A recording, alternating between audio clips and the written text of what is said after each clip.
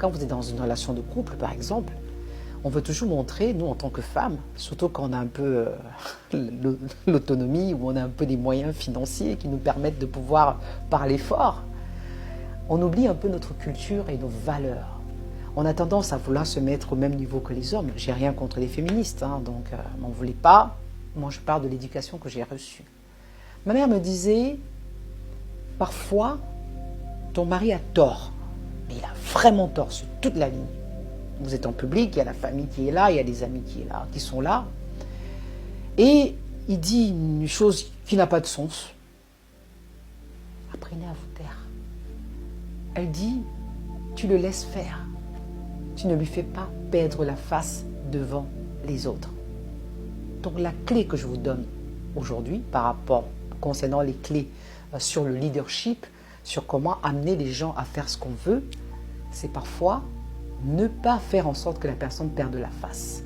Vous écoutez la personne, si on parle par exemple dans la relation de couple, hein, le leadership c'est partout, c'est au lieu de contredire la personne devant plusieurs autres personnes, vous devez vous rappeler que vous êtes de la même équipe et prendre sur vous en vous disant « j'en parlerai plus tard ».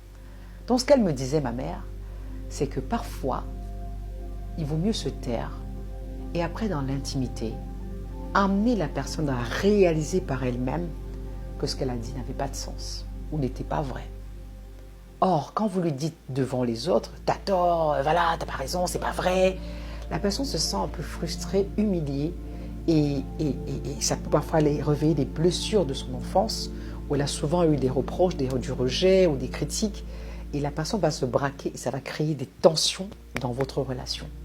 Donc parfois, il faut juste laisser passer, écouter et après prendre le temps et dire écoute chérie, tu sais ce que tu as dit là, est-ce que tu es sûre que c'est ça, vraiment dans la douceur. Et même si devant vous cette personne n'avoue pas qu'elle s'est rendue compte qu'elle a dit n'importe quoi, je vous assure que ça va tourner là-dedans et la manière dont vous allez dire cette chose va faire en sorte que cette personne n'aura pas l'impression que vous lui avez manqué de respect.